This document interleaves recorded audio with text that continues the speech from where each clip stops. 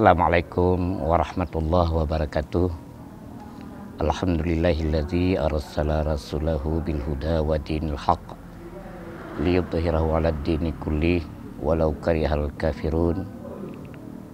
Asyhadu an la ilaha illallah wahdahu la syarikalah wa asyhadu anna sayyidana Muhammadan abduhu wa rasuluh la nabiyya ba'dah. Allahumma shalli wa sallim ala sayyidina Muhammad wa ala alihi wa sahbihi ajmain, amma ba'd. Saudara, saudari, kaum muslimin, hadirin, saudara pemirsa yang dirahmati oleh Allah Subhanahu wa taala, mari kita memuja dan memuji Allah.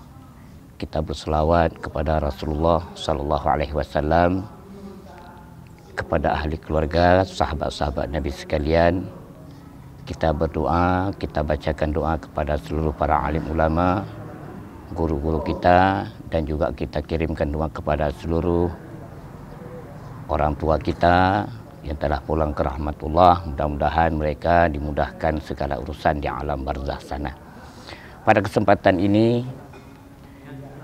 izinkanlah saya menyampaikan sedikit tausiah, pesan, nasihat kepada kita semua dengan tema syariat Islam membawa keberkahan. Kita bersyukur kepada Allah Subhanahu wa taala karena Allah telah takdirkan kita menjadi seorang muslim. Allah telah pilih kita untuk menjadi orang Islam di antara sekian banyak manusia yang Allah ciptakan. Tergolong kita orang yang beriman. Dimasukkan kita ke dalam golongan orang yang diberi kesempatan untuk mengucap dua kalimah syahadah, asyhadu an la ilaha illallah wa asyhadu anna Muhammadar Rasulullah.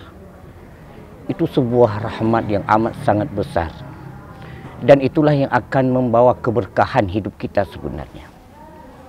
Kita hidup dibesarkan dalam syariat Islam. Hari-hari kita melakukan perintah Allah Subhanahu wa taala. Kita menjauhkan segala larangan Allah. Kita merasakan keberkahan dalam hidup ini. Tidak sia-sia. Kita punya makna, punya tujuan yang diciptakan oleh Allah Subhanahu wa taala. Wa ma khalaqtul jinna wal insa illa liya'budun. Tidak aku ciptakan jin dan manusia kecuali untuk beribadah kepadaku. Hidup ini kita telah persembahkan untuk Allah Subhanahu wa taala. Wa mahyaya wa mamati lillahi rabbil alamin. Hidup dan matiku untuk Allah pencipta alam semesta ini. Allah yang milik alam ini. Saudara pemirsa sekalian, kita hari-hari selalu dalam beribadah.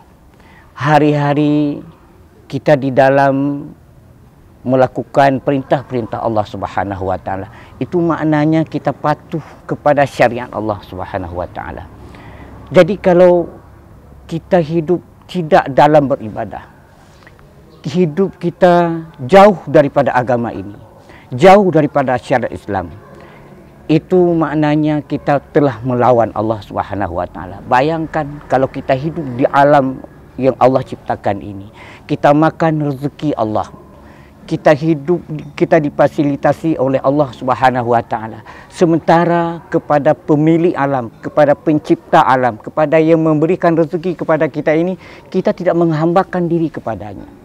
Maka beruntunglah wahai saudara pemirsa sekalian, kita menjadi orang Islam. Berbahagialah, bersyukurlah kepada Allah Subhanahu wa taala, dan pertahankan iman ini, dan pertahankan ibadah kita ini. Istiqamahlah dalam Islam, dan masuklah ke dalam Islam secara kafah. Ya ayyuhalladzina amanu dkhulu fis-silmi kafah. Masuklah ke dalam Islam dengan cara lengkap, sempurna. Jangan setengah-setengah, jangan sebelah kaki. Berlengkap datang dalam agama Islam. Apa yang diperintah oleh Allah Subhanahu wa taala lakukan. Jangan lawan. Kalau selama ini kita terpelihara daripada makan riba, jangan coba-coba dengan rentenir. Jangan coba-coba untuk kita bekerja sama dengan rentenir. Itu makna kita memperlancarkan aktivitas riba. Maka jauhkan semua larangan-larangan Allah Subhanahu wa taala. Baru kita mendapat rahmat, mendapat keberkahan dalam hidup ini. Maka wahai saudara pemirsa sekalian, yakinkanlah bahwa dengan Islam kita akan bahagia. Islam itu artinya selamat. Orang yang masuk ke dalam Islam itu akan mendapat keselamatan. Rasulullah Shallallahu Alaihi Wasallam diutus oleh Allah Taala menjadi rahmatan, menjadi rahmat lil alamin. Maka kalau kita mau masuk ke dalam agama yang dibawa oleh Nabi Muhammad Shallallahu Alaihi Wasallam, itu maknanya kita masuk ke dalam rahmat. Kita akan menjadi rahmat bagi kita, menjadi rahmat bagi semesta alam. Insya Allah mudah-mudahan kita akan mendapat keberkahan di dalam bersyariat dengan agama Allah ini. Mudah-mudahan ada manfaatnya. Lebih dan kurang saya mohon maaf. Wabillahi taufiq wal hidayah. Assalamualaikum warahmatullahi wabarakatuh.